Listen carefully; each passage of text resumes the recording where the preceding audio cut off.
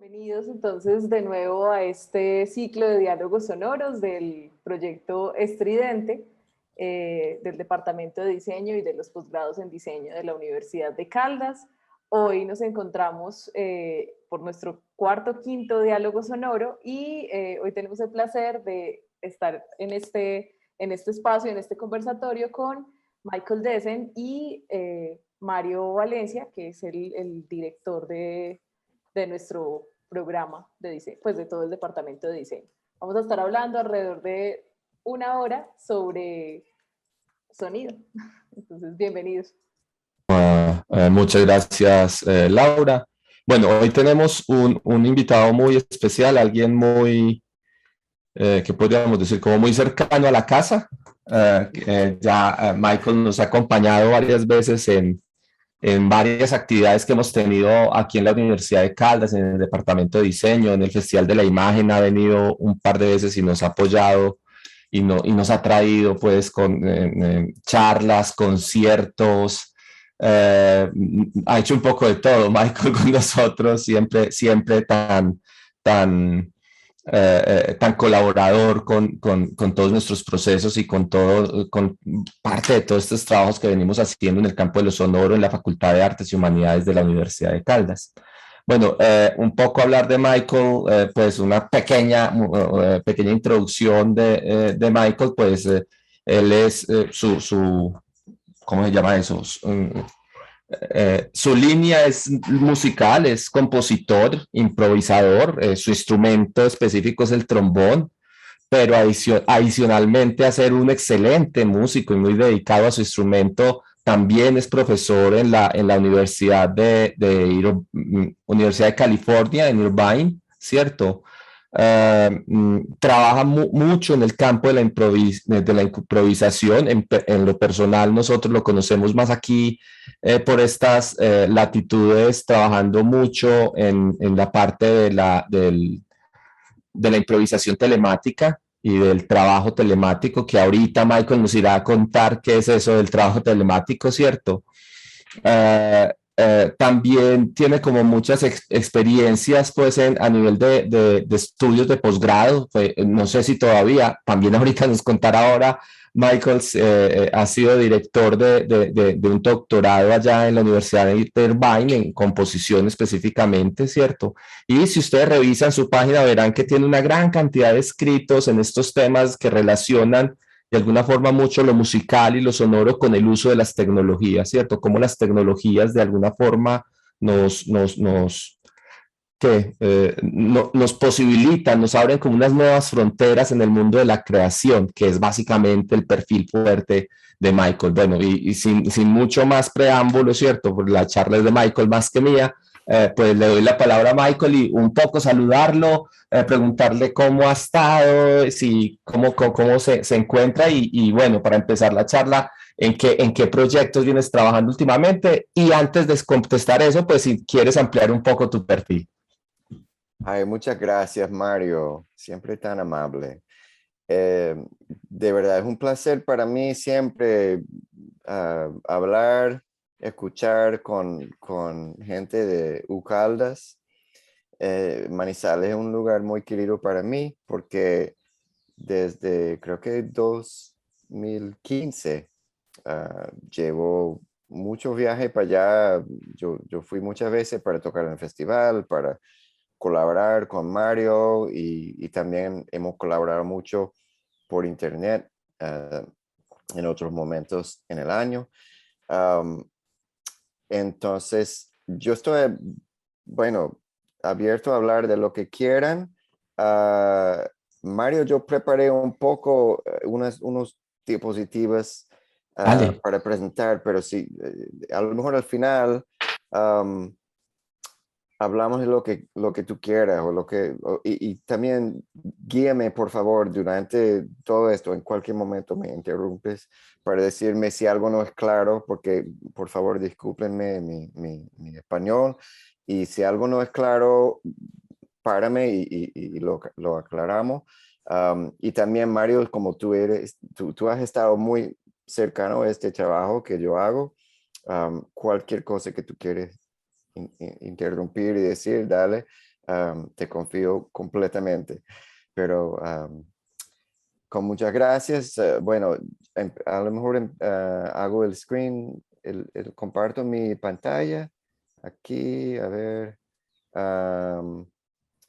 para empezar con, a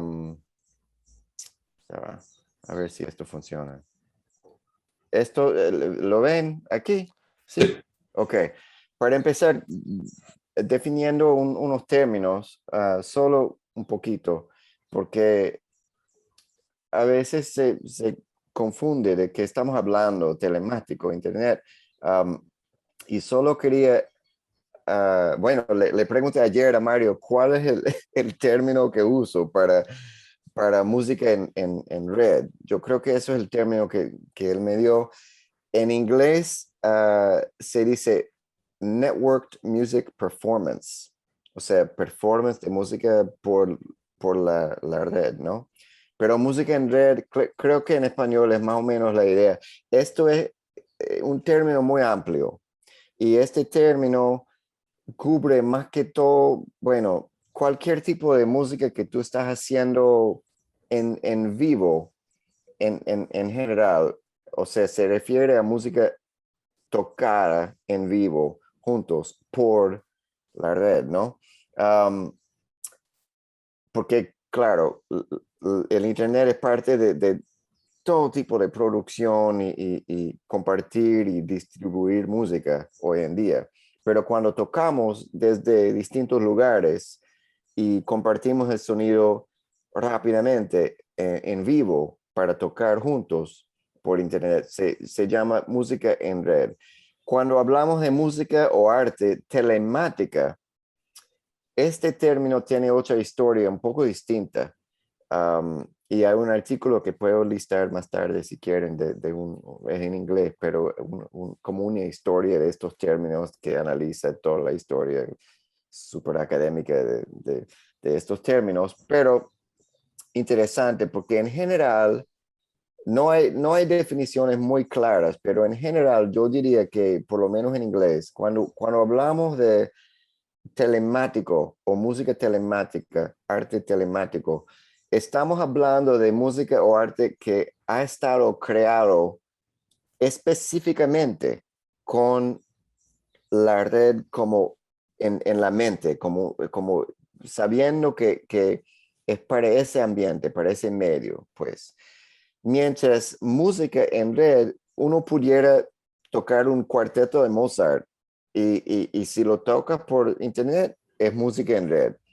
Pero no es telemática, a no ser que tú lo cambias y lo ajustes muchísimo y haces algo súper creativo adaptándolo al medio y cambiándolo para algo más contemporáneo, ¿no? Pero si yo compongo una obra que toma en cuenta el demoro, la latencia entre los lugares, o que tome en cuenta el hecho de que estamos lejos como psicológicamente, como algo conceptual integrado en el diseño de la obra. Eso es más que todo lo que queremos decir con el término telemático. Eso sería una obra telemática. Mario, espero que esto es claro. Entonces, Sí. la idea es que música telemática es como un subcategoría más específica de música en red, que es algo más general. Entonces, y telepresencia es algo más amplio todavía. Telepresencia es lo que estamos haciendo ahorita. Simplemente la idea por Zoom, por cualquier medio o app, que tú estás presente en otro lugar por alguna forma de tecnología de telecomunicaciones. Viene de ahí, o sea, viene de telecomunicaciones con la idea de presencia.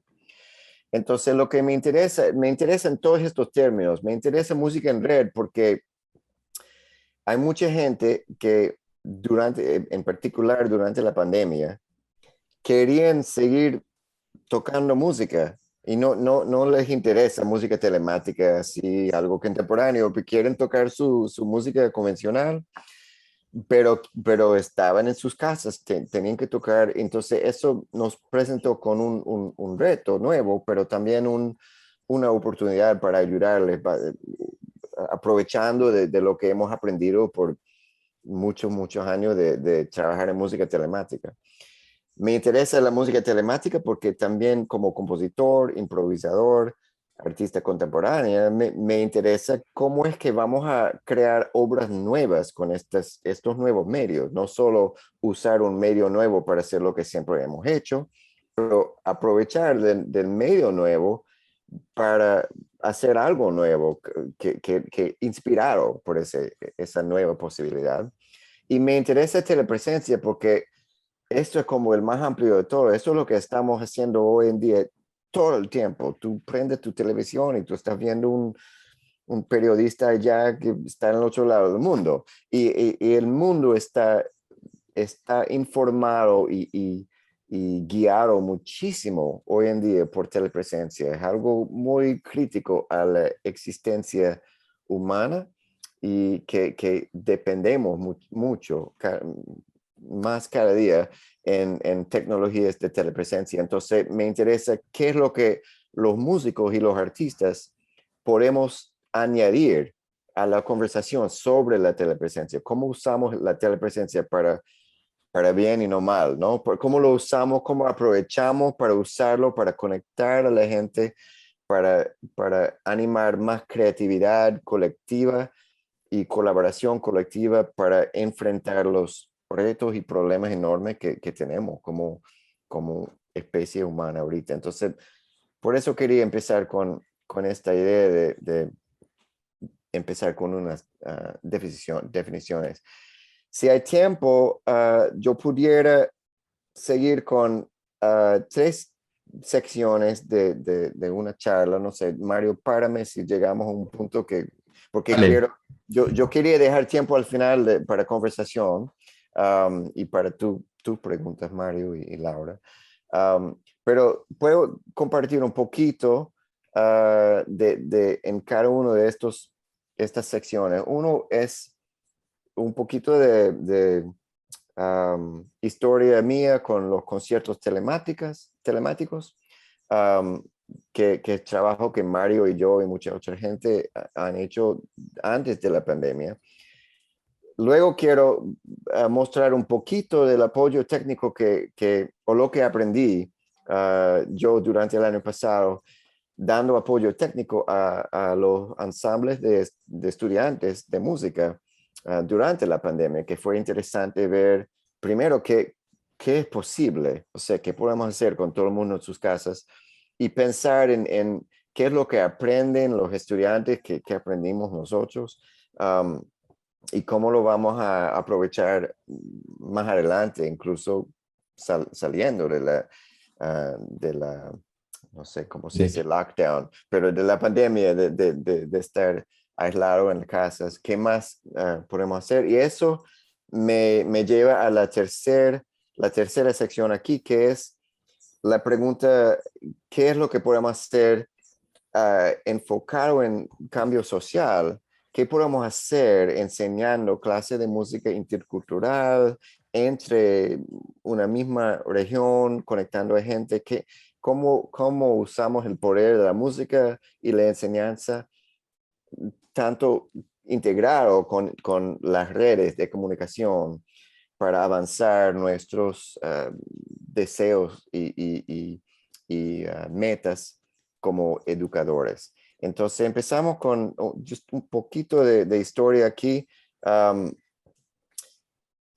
Estas imágenes que van a ver vienen de conciertos que yo he hecho durante, no sé, 13 años pasados con mucha gente distinta. Van a ver conciertos con Ucaldas y Manizales aquí en un momento. Pero como ven, los conciertos pueden tomar muchas formas distintas.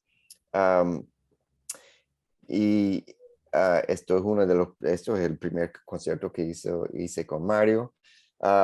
Y tienen diseño visual, y tienen diseño, por supuesto, de sonido, que hay muchas posibilidades. La gente me pregunta siempre cuando escuchan que hago conciertos así, me preguntan, ¿cómo es? Y les digo, bueno, puede ser muchas cosas, ¿no? Puede ser, tú puedes diseñar espacios de conciertos de muchas formas distintas.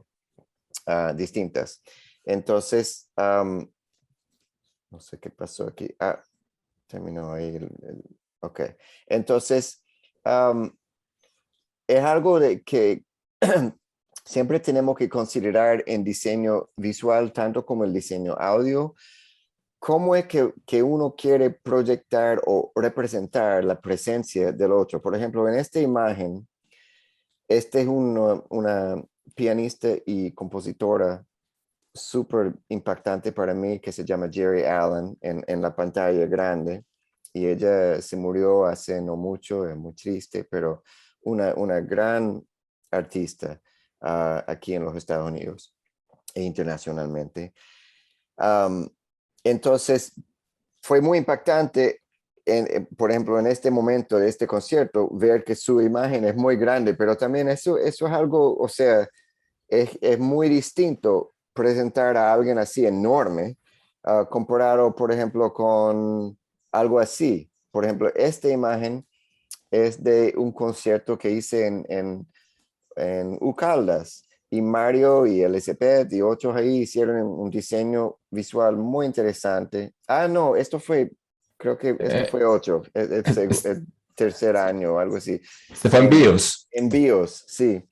Pero como ven, en este caso, yo estoy en vivo en este salón de concierto y tengo a los dos lados video de los otros que están tocando conmigo, a Juan David Rubio y Tommy Baben, pero la escala es igual de la persona en vivo y los otros. Entonces, otro tipo de diseño también, creo que en esta imagen hay 6 músicos, 2 en vivo tocando flauta y batería y 2 pantallas integradas en el escenario para que se vea a la audiencia como un concierto normal con una banda, pero los 2 que están en vivo estaban en Suiza y nosotros 4 en pantalla estamos en California.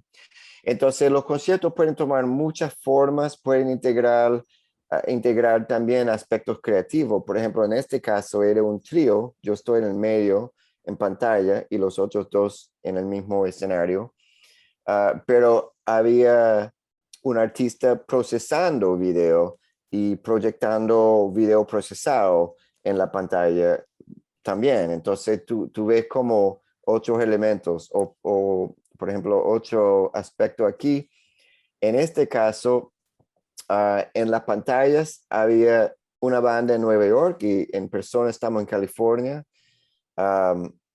pero en las pantallas guindadas arriba, tú ves gente que está a la derecha dirigiendo y a la izquierda cantando, pero ellos no estaban en persona tocando en ese concierto, sino habían tocado en 8 conciertos en la misma serie y estábamos usando en ese momento audio que era de ese concierto anterior. Entonces, cuando es como un tipo de sampling, ¿no? Entonces, cuando usábamos en esta obra el audio del cantante a la izquierda, que es un tremendo cantante coreano, un tipo de música que se llama Pansori, cuando uno oye su sonido como un tipo de sampling, como parte de la obra, él aparece ahí como un tipo de fantasma, ¿no? Que se ve como medio traslucente. Entonces, les invito simplemente, estos ejemplos estoy usando para invitarlos a considerar que el diseño, el espacio visual, tanto como el audio, es algo infinito que pudiera explorar de muchas formas distintas. Y estos son solo unos ejemplos rapiditos. Michael, ahí se me ocurre una pregunta, me surge una pequeña pregunta con estos montajes diferentes, entendiendo que parte de lo que se logra cuando varios músicos tocan juntos es como un nivel de ensamble, ¿cierto? Y que las tecnologías permiten ensamblarse estos montajes, y tú que has estado en tantos, los de mejor forma. Yo buena pregunta. Yo creo que depende, porque a veces el acto de tener que conformarse con un escenario muy complicado visual es algo complicado y difícil y también puede ser un reto difícil para un músico. Y también yo creo que cada individuo tiene una experiencia distinta, ¿no? Por ejemplo, hay gente que es muy visual, que tiene que ver el 8 para hacer la conexión. Y hay gente que cierra los ojos cuando tocan y Ya. lo que importa es el sonido, ¿no? Yo no tiendo a ver mucho. Cuando yo estoy tocando con otra gente, o sea, yo soy parte del diseño del equipo directorio de estos conciertos, entonces me interesa mucho la presentación visual, pero más que todo me interesa por la audiencia, porque yo sé que mucha gente en la audiencia les afecta mucho. Por mí, yo no necesito ver a nadie, para mí es todo por el sonido, yo puedo cerrarme los ojos y yo, sí, y yo, por ejemplo, Ahí vas. cuando yo enseño telemáticamente, yo ni veo el video, no me importa, pero el sonido es crítico, yo tengo que escuchar cada detalle, yo necesito que esa persona tenga un micrófono súper alta calidad y que mis audífonos o mi parlante sea bien calidad, porque yo no aguanto un sonido que no sea de bien calidad, porque luego no estoy escuchando el sonido del músico, de verdad. Entonces, para mí eso es la prioridad, pero hay otros músicos que sí dicen que, ay, que si veo a la gente que se siente distinto, me importa mucho. Entonces, yo creo que es subjetivo. Depende. Sí. Ah, maravilloso. Um, yo no sé si vale la pena tocar. Bueno, yo pongo esto. Esto es un excerpto corto de un concierto un último ejemplo, pero un poco de video, de un concierto que hicimos entre California y Corea justo antes de la pandemia, como el mes antes, um, pero para que vean un diseño visual. Esto es el espacio en Corea y también tiene unos cortos ejemplos en el mismo video del espacio en California, pero ya lo van a ver.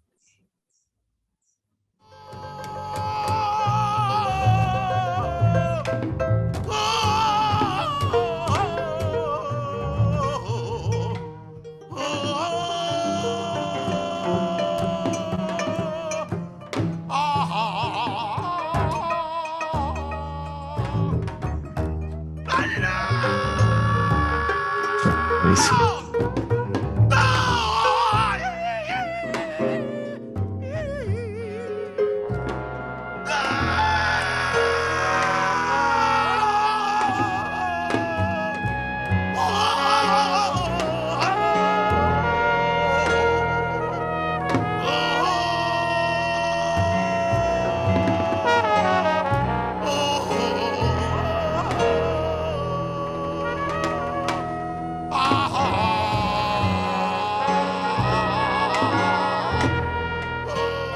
Entonces, este concierto, este es un excerpto corto de una obra que dura como 8 o 9 minutos. Es difícil eh, a lo mejor entender lo que está pasando musicalmente con un excerpto corto.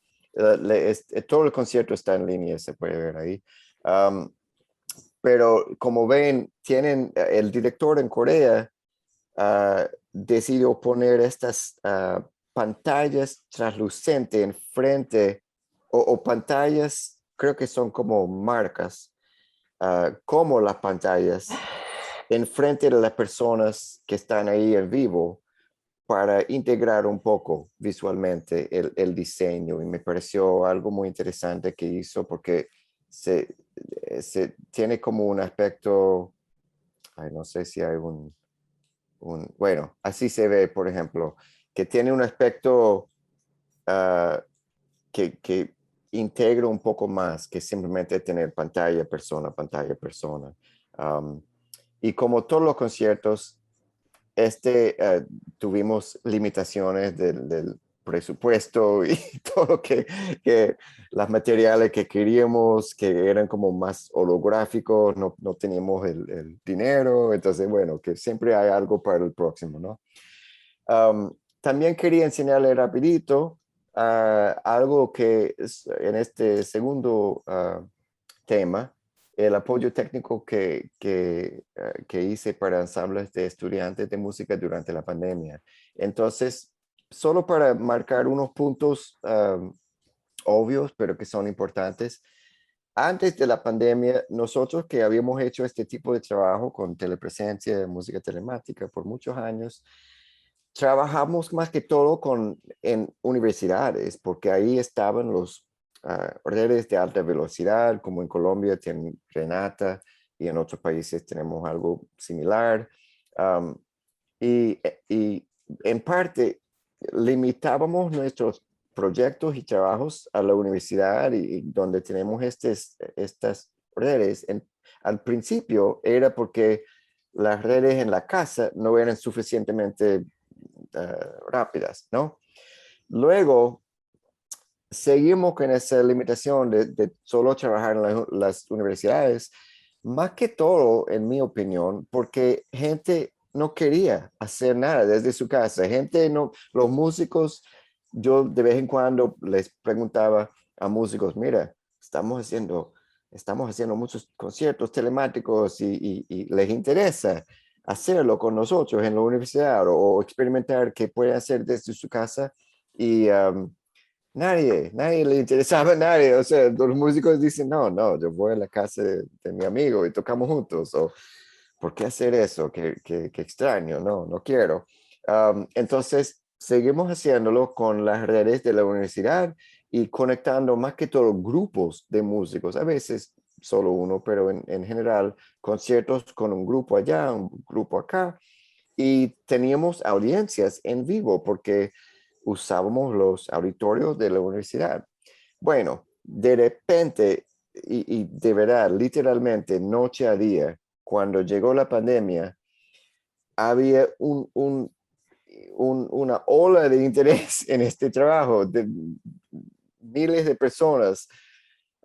De repente estaban interesados en, bueno, ¿cómo puedo tocar por internet? Entonces, el campo que era súper chiquito por muchos años, de repente hay mucha gente ahí preguntando qué saben, cómo se hace, qué apps existen, cómo lo hago desde mi casa. Y entonces ahora, no solo es que en la pandemia hay más interés, pero también todo el mundo estaba en su casa. O sea, no teníamos acceso a las redes de alta velocidad y todo el mundo estaba individualmente en su casa y la audiencia estaba en línea. Entonces, estos factores cambiaron y todo el mundo pensaba, ay, ustedes que son expertos en este tipo de trabajo, avísenos cómo se hace.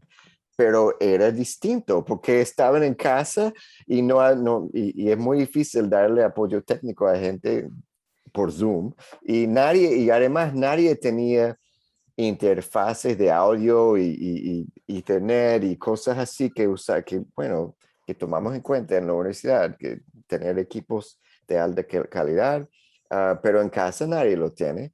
Entonces fueron muchos los retos y como dice aquí, a la derecha,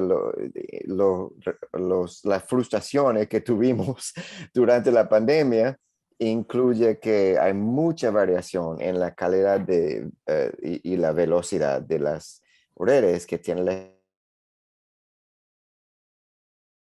escuelas de música, facultades de música, departamentos, como decimos en inglés, de música. No hemos enseñado muy bien a la gente, incluso facultad, tanto como estudiantes, a tener capacidad con la tecnología. Es algo que estamos muy bien atrás de donde deberíamos estar. Hay muchos estudiantes de música que no saben absolutamente nada de tecnología. Entonces estamos empezando de cero, de qué es una interfaz de audio, por ejemplo. Y eso es algo básico que tenemos que empezar que aprender antes de empezar a hacer algo de calidad por Internet. Y también hay diferencias económicas que limitan muchísimo acceso para muchos alumnos y muchas familias. Entonces eso es un gran problema en este país y me imagino que todos los países um, que, que, que es imposible evitar, pero que fue una limitación en lo que pudimos accesar o enseñar por internet en la pandemia. Pero esto debe decir ventajas, no ventas de la pandemia, pero las ventajas de la pandemia es que como había tanto interés de repente en música en red, eso amplificó muchísimo las opciones para software, los programas, incluso nuevos programas que la gente inventó y rapidito, y programas que hemos usado como el Jack Trip, que hemos usado por muchos años, se mejoró de una forma súper acelerada, porque hay mucho más interés y mucha gente contribuyendo, y todos los programas que uso son open source, o sea, abierto y gratis. Entonces eso es algo súper chévere, que aunque el hardware y los interfaces, los micrófonos, todo eso cuesta, pero el software es gratis. La mejor software para este tipo de música en red es gratis y abierto. Y también, y eso de compartir información colectivamente fue buenísimo con mucha gente. Y también yo creo que hemos aprendido mucho por ver a la resiliencia y la creatividad de los alumnos y los instructores durante la pandemia. Entonces, esto es un excerto de 1 minuto de un concierto que uh, yo produje en el año pasado. Es una clase de jazz, de un combo de 5 personas, y no era mi clase, yo era simplemente el apoyo técnico, pero durante muchos meses trabajamos con los estudiantes. Todos los estudiantes están en su casa y usamos Jack Trip y un programa para conectar el audio, y el video es por Zoom. Um, pero este concierto lo que van a escuchar fue tocado en vivo, y lo bueno es que todos están dentro de, yo diría, como 40, 50 kilómetros en distancia. Entonces pudimos, por mucho trabajo, llegar a un punto que podían tocar música que juntos sin latencia, sin mucha latencia. Entonces, para poder tocar música con mucha complejidad rítmicamente. Entonces, aquí va.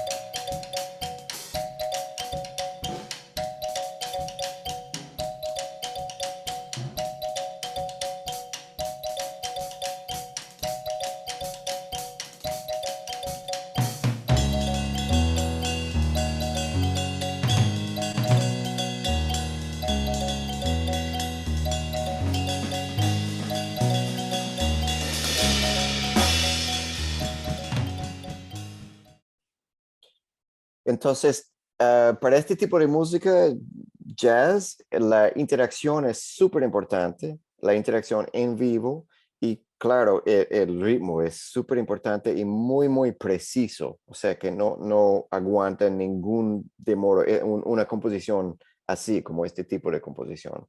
Entonces fue muy importante llegar a ese punto que pudimos ensayar y también tocar para una audiencia. usando esta tecnología. Entonces fue un pocotón de trabajo y tiempo, pero llegamos. Entonces hemos aprendido formas de realizar este tipo de enseñanza y música por la red, pero no es fácil. Entonces, y no es posible para todos los contextos, porque depende tú tienes que tener el tiempo y el apoyo y todo. Pero quiero terminar con unos comentarios rapiditos y luego lo abrimos para conversación con Mario.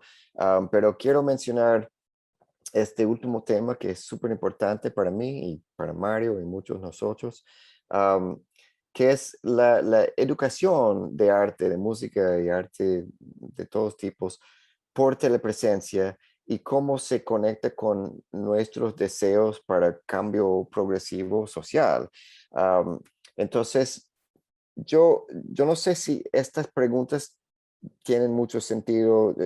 Estoy traduciendo materiales que tenía en inglés antes y Mario me puedes avisar, pero mis preguntas básicamente son, por ahora son estas. ¿Cómo pudiéramos aprovechar de la música y enseñanza en red para enfrentar la desigualdad de acceso tecnológico en nuestras sociedades, para expandir nuevas oportunidades y experiencias para la gente, nuevas experiencias en la vida para la gente, y para cultivar mejores diálogos y colaboraciones entre comunidades definidas por grandes diferencias con respecto a sus recursos económicos, tecnológicos o culturales?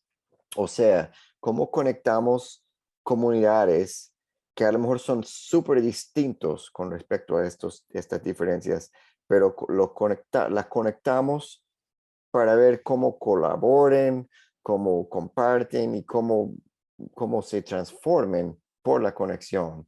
Y estoy hablando de largo plazo, no solo una clase de 3 semanas, sino como el trabajo largo plazo de años y décadas de este tipo de trabajo. Entonces, quiero compartir solo un corto video aquí, 8 cortos videos, unas fotos y videos que son de un proyecto que yo y Mario y Juan David Rubio y Tata Ceballos y mucha otra gente asistiéndonos hemos hecho por varios años, que se llama Puentes Telemáticos. Este proyecto lo empezamos en el 2018 y conecta a muchachos, estudiantes de música de Colombia con California, donde vivo yo, y conectamos en este video que estás viendo ahorita. Viene de la versión pre-pandemia, donde podíamos invitar a los muchachos a venir a nuestros espacios en la universidad y conectamos los espacios. Y en este caso está ahí Juan David Rubio a la derecha haciendo un tipo se llama conducción, que es dirección, pero para guiar improvisaciones. Y entonces tocábamos juntos entre Colombia y California, música medio experimental y creativa, y también los muchachos trabajaban colaborativamente en proyectos de editar paisajes sonoros y collage y composiciones y pistas, pero en colaboración, añadiendo materiales, grabando.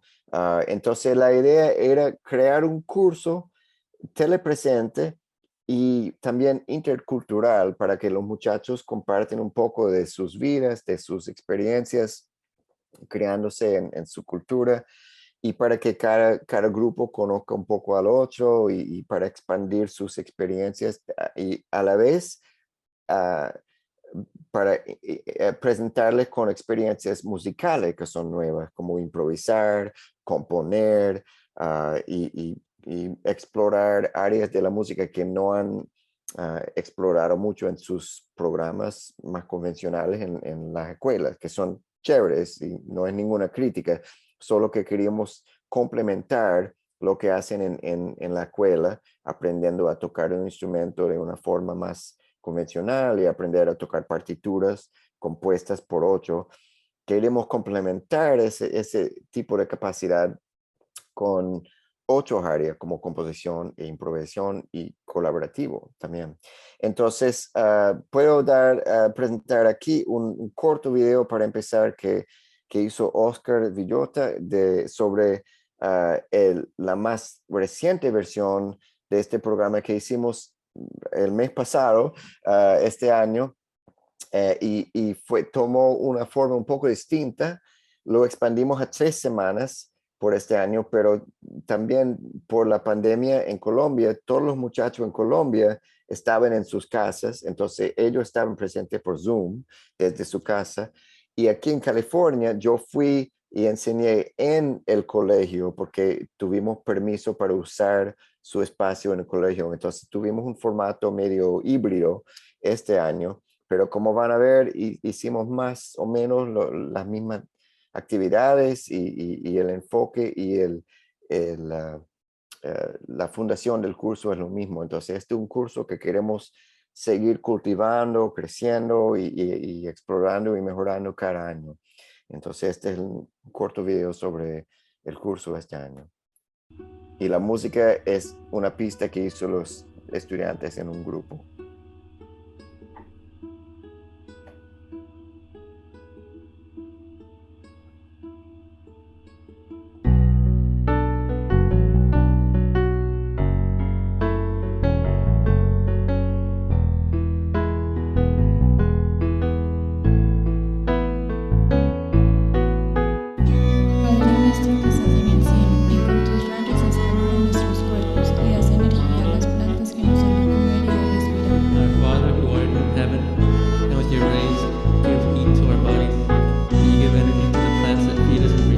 Madre nuestra que estás en la tierra y de tus entrañas y tu piel nos alimenta. Our mother who is on earth, and from your trails of your skin you feed us. Madre nuestra que estás en el agua, nos refrescas y nos das vida, y en tu eterno ciclo no nos desamparas. Our mother who art in the water, you refresh us and give us life. And in your eternal cycle. Entonces, ese excerpto de esta pista que hizo un grupo de estudiantes medio triste el sonido, pero me encanta porque tiene texto en los 2 idiomas y es una pista que hizo Tata con un grupo que fue muy interesante el resultado. Pero para cerrar, yo solo quiero decir que para mí este curso es como una semilla que estamos cultivando la matica y de verdad que tiene una posibilidad súper interesante para mí, para el futuro y me interesa mucho animarles a los 8 maestros en cualquier lugar a explorar, y yo sé que hay mucha gente ya explorando eso, pero yo creo que explorar esto es algo que todavía la gente no se ha aprovechado suficientemente, o sea que ya existe la tecnología, y yo creo que lo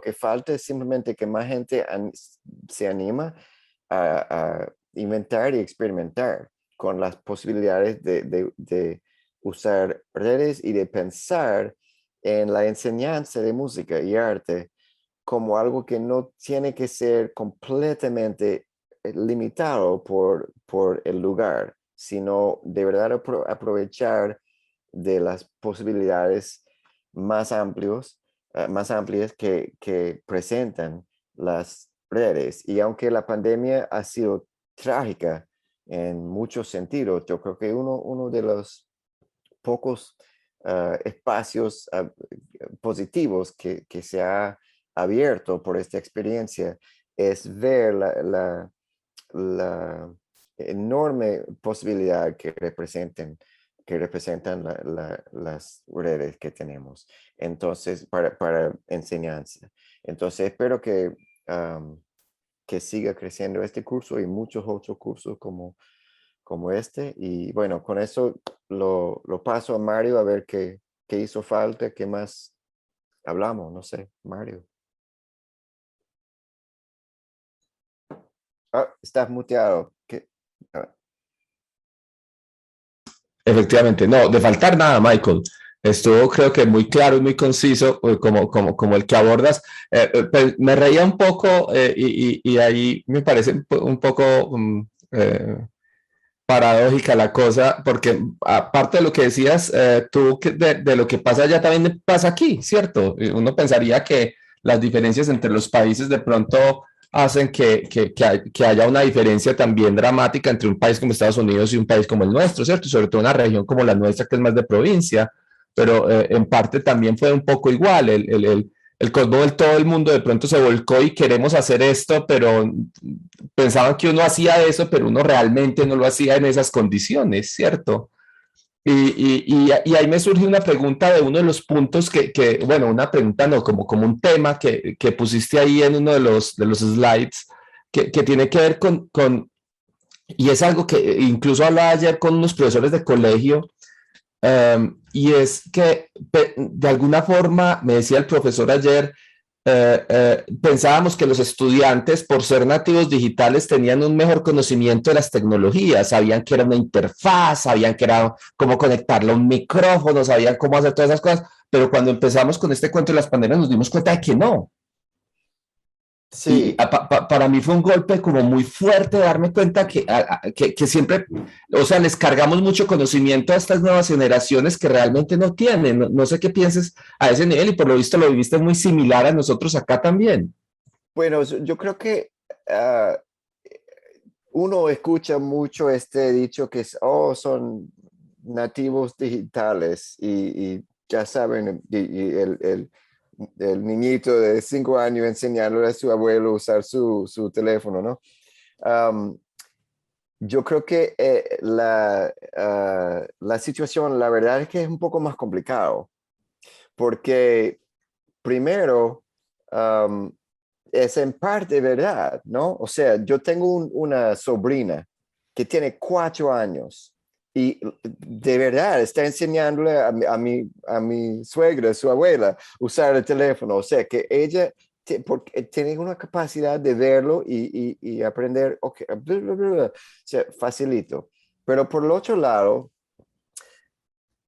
lo que me preocupa y lo que creo que es importante tomar en cuenta es que la tecnología nos aparece de ciertas formas que son diseñadas por corporaciones que tienen intenciones y intereses particulares, ¿no? Entonces, por ejemplo, le interesa mucho a Apple diseñar un teléfono que es bien diseñado y como fácil aprender si tú ya viste el otro anterior. O sea que a lo mejor nos confunde si somos viejitos y mayores como yo, no sé, pero es que les conviene presentarte ciertas opciones y los muchachos jóvenes ya saben navegar todo eso. Pero, por ejemplo, yo tengo muchos estudiantes que saben manejar su computadora muy bien si todo está funcionando, pero si de repente deja de funcionar, no saben lo más mínimo de cómo descubrir cuál es el problema, cómo analizamos, cómo hacemos lo que en inglés se llama troubleshooting, ¿no? Um, hay algunos que sí, pero hay muchos que no. Por ejemplo, y entonces cuando yo enseño tecnología hoy en día, me di cuenta que,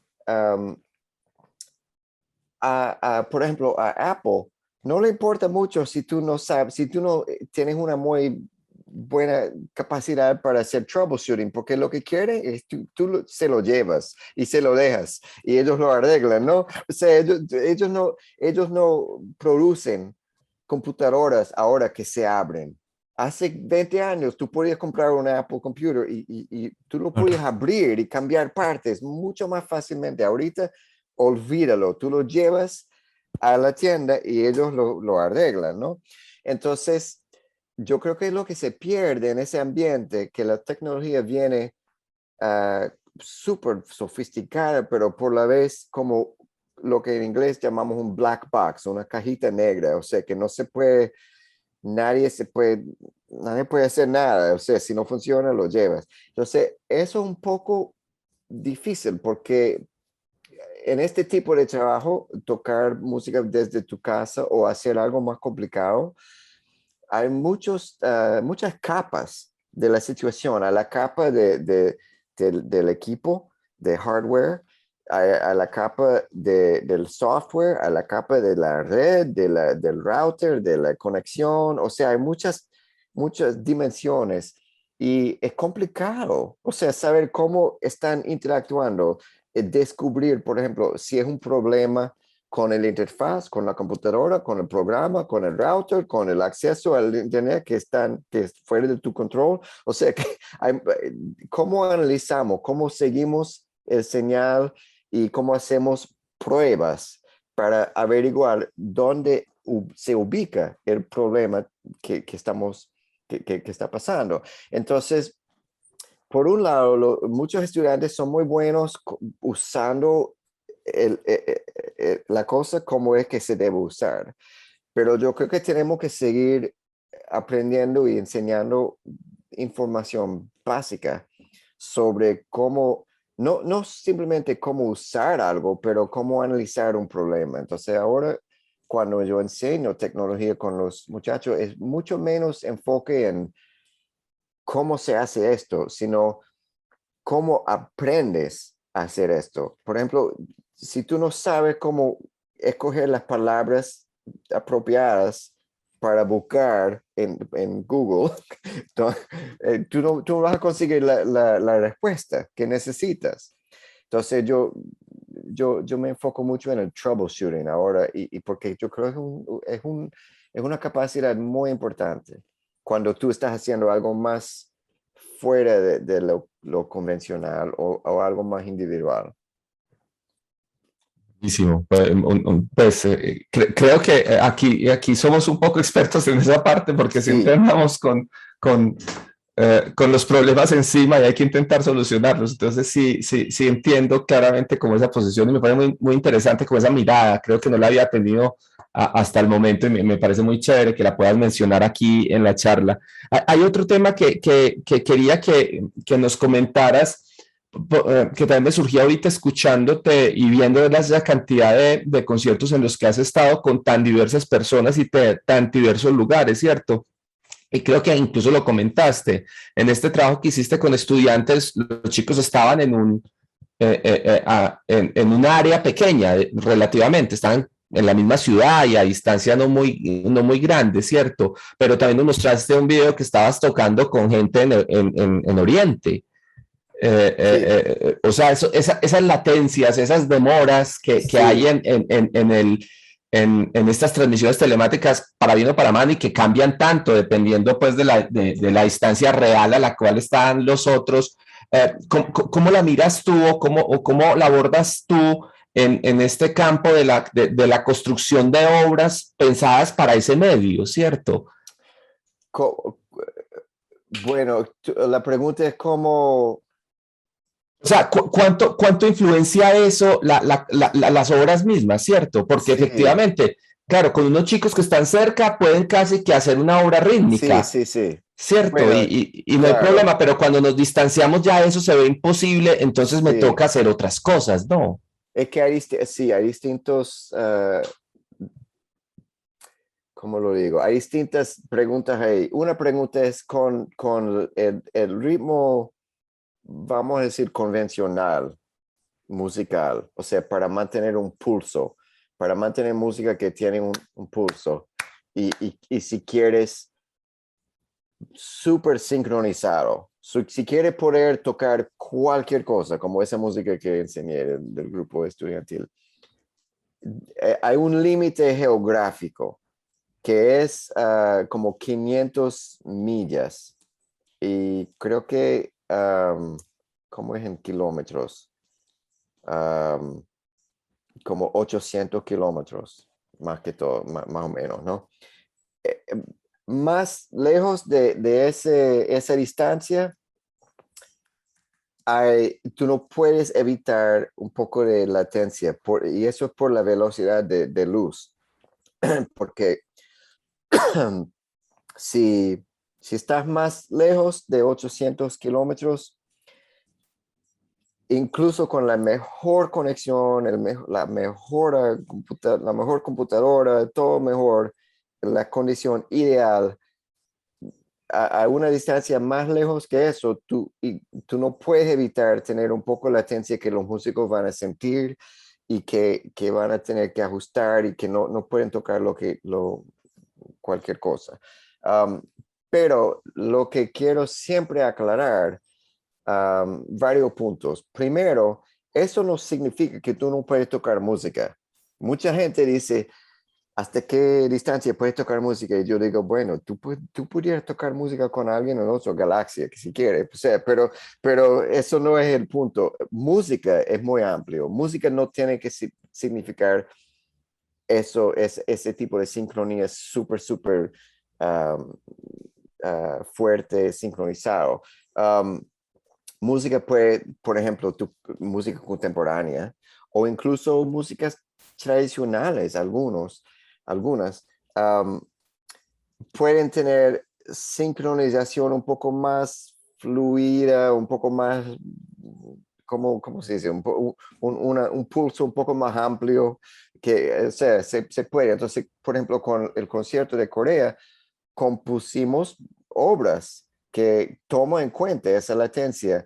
Por ejemplo, en un momento de mi obra, tenía un ritmo tocado por el grupo en California, por varios músicos que tienen una sincronización súper fuerte y precisa, y los de Corea estaban tocando como una capa encima, pero medio flotando encima de eso.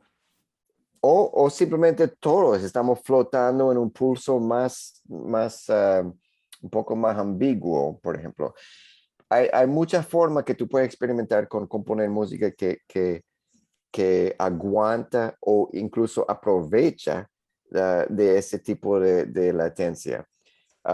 Y también otro punto que siempre quiero hacer es que incluso si estás al lado con tu vecino a 50 metros, no significa que tú vas a tener esa sincronización, porque requiere una conexión de internet buena calidad y rápida, y requiere computadora, interfaz, micrófono que aguante esa velocidad también. O sea que hay condiciones y eso fue lo difícil. O sea, eso de los estudiantes que enseñé funcionó no solo porque estaban dentro de una región geográfica, pero porque pasamos 2 meses trabajando, ajustando todo, ajustando el software, y no es simplemente un software que tú prendes y funciona o no, es un software que tú tienes que ajustar, que tú tienes que ir ahí como probando esto y cambiando settings, y Mario, tú sabes eso,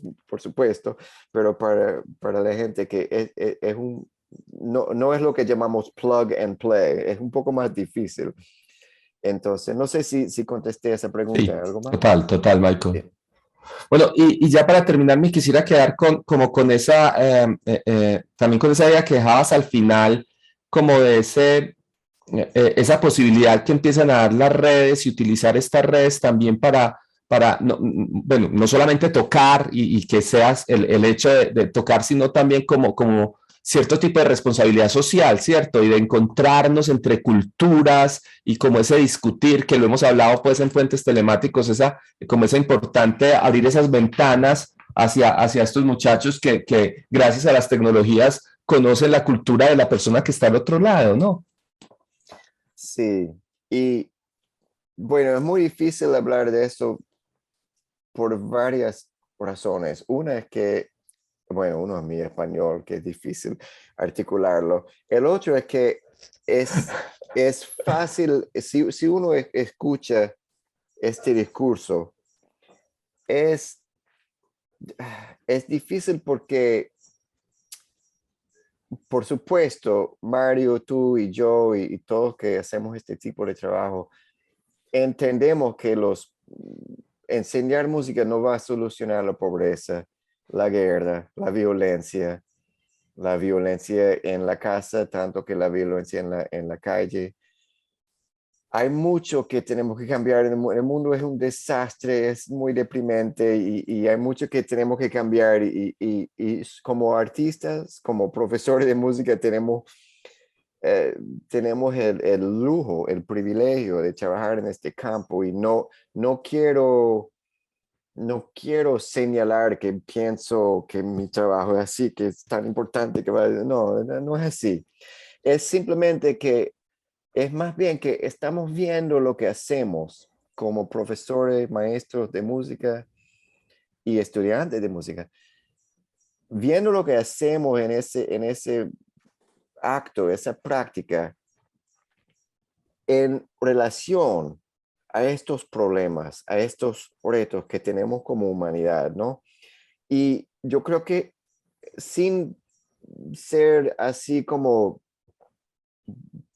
sin pretender a ser algo más importante que somos, es súper importante reconocer lo importante que es la creatividad artística y la creatividad humana, y que cuando estamos enseñando música, arte, cuando estamos trabajando en estas colaboraciones, estamos cultivando capacidad, tanto nosotros como los muchachos, para colaborar mejor, para conectarnos mejor.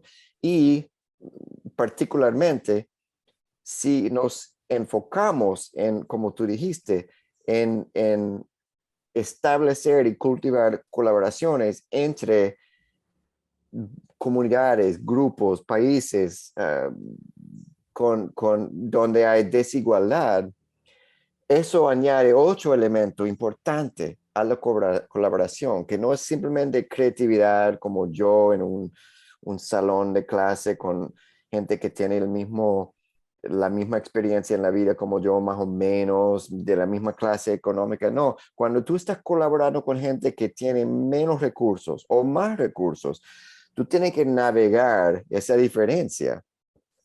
Y eso añade una riqueza, aunque es difícil, añade tensión, añade problemas, pero añade oportunidades y posibilidades a lo que todos podemos aprender. Y es complicado. Para mí, yo siempre he estado como en el medio económicamente. Yo no soy rico, yo no soy pobre. Y también en estas colaboraciones telemáticas, te digo que ha sido interesante. Por ejemplo, con Corea, ellos a veces tienen, he hecho muchos proyectos con colaboradores en Corea, y a veces tienen acceso a equipos que no tenemos. Una vez tuvimos una cámara aquí en California que no era de alta calidad, y ellos se quejaron y mandaron una gente de Los Ángeles a nuestro campus con una cámara mejor que ellos tenían, porque ellos tenían Campus. un centro de su universidad en Los Ángeles donde tenían una cámara que no, y entonces yo estaba ahí avergonzado como director del proyecto, que no tenemos los equipos que tienen los coreanos. Pero también yo me acuerdo, Mario, la primera vez que te conocí, yo fui al Festival de la Imagen en 2015, y yo no era director de este concierto porque yo era nuevo allá en ese momento, pero yo estaba tocando una obra y me metí medio ayudando con la dirección de audio porque yo sabía de Jack Trip y cosas, pero tú y Elizabeth y otros ahí hicieron este diseño con pantallas que me impactó mucho porque era un salón pequeño y no tenían así pantallas nuevas súper costosas ni nada, pero habían construido para una instalación en la sala al lado 3 paneles con una fábrica de proyección y madera, ¿no? Y lo habían construido para otra cosa. Y el día antes del concierto, movieron eso para el salón donde estamos y inventaron esta cosa que para mí fue la primera vez que yo hice, pero el concepto, yo no había pensado en ese concepto, pero me pareció súper interesante y creativo de tener el que toca en vivo, que fui yo, detrás de esa tela transparente y luego proyectar los otros músicos remotos en la tela transparente. Y entonces le dio un efecto para la audiencia porque tenían la tela transparente entre yo y ellos, creó un efecto que yo tenía como un aspecto como de proyección. O sea, aunque yo estaba ahí en persona, detrás de la pantalla, con una luz, porque pusieron una luz detrás de mí, el efecto era como yo me veía un poco como una proyección, entonces mezcló bien con la proyección de los otros. Fue súper interesante y lo hicieron con muy poco tiempo, muy pocos recursos y un pocotón de imaginación y creatividad. Entonces yo creo que lo que aprendemos de colaborar es que incluso la gente con mínimos recursos, no es que tú tenías mínimo, pero incluso gente con mínimos recursos, gente bueno, sin interfaces, sin nada electrónico, pero con básicos recursos de instrumentos, han creado tradiciones de música y de arte súper impactante e importante. Entonces yo no quiero, lo que yo siempre quiero enfatizar es que hay gente en el mundo de tecnología, en universidades, que siempre está buscando lo más extendido, costoso, complicado, quieren su obra para 30 parlantes en un espacio, tú sabes cómo es. O sea, hay un énfasis en la academia y en la industria, en el espectáculo, en las cosas que son así súper costosos y complicados. Y yo siempre quiero enfatizar que, bueno, eso es un área que tenemos que explorar porque existe. O sea, no quiero perder de aprovechar de estas cosas si puedo accesarlo. Pero también tenemos que siempre traer a todo el mundo en el espacio, que si se puede, a más gente. Porque por ejemplo, en en puentes telemáticos, cuando metemos a estos estudiantes en el espacio del laboratorio, ellos van a tener ideas de qué hacer creativamente que yo no voy a tener. Entonces, siempre tenemos que como que invitar a más gente en los espacios y considerar en nuestras instituciones cómo cultivar proyectos más colaborativos y más con comunidades más diversos. Y entonces yo creo que es para el beneficio de todos. No es un acto de caridad.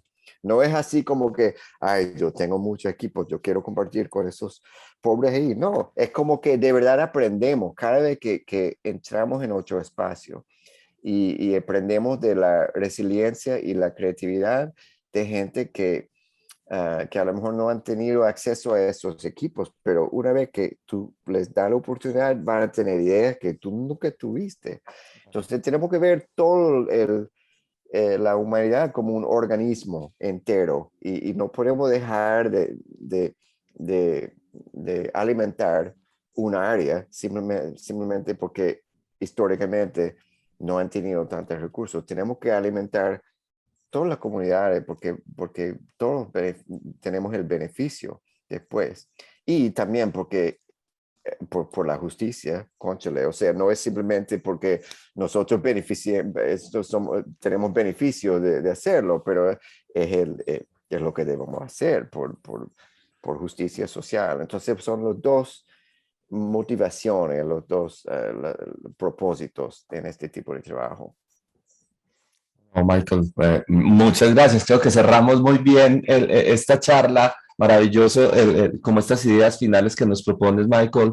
Y bueno, creo que con esto ya damos como por terminada esta charla. No sin antes agradecerle muchísimo a Michael por el tiempo y por todas estas ideas que nos ha brindado y todo este conocimiento que nos ha aportado. A Laura, muchas gracias por generar este espacio y permitirnos estar aquí y abrir este espacio para estos diálogos sonoros. Y solamente un pequeño colofón de una historia corta con Michael, que Michael siempre se queja mucho de su español y tiene un español perfecto. No, es que me siento tan inelegante, Mario, hablando de estas cosas en español. Pero Michael, lo hablas perfecto y solo voy a contar una anécdota tan rápida. Cuando estaba haciendo mi doctorado, pues me puse a buscar qué personas trabajaban en telemática en el mundo y le escribí a Michael en mi muy mal inglés Eso sí hay que reconocerlo, y él me contestó en un perfecto español. Ay, Y no. desde ese día se está quejando de su perfecto español.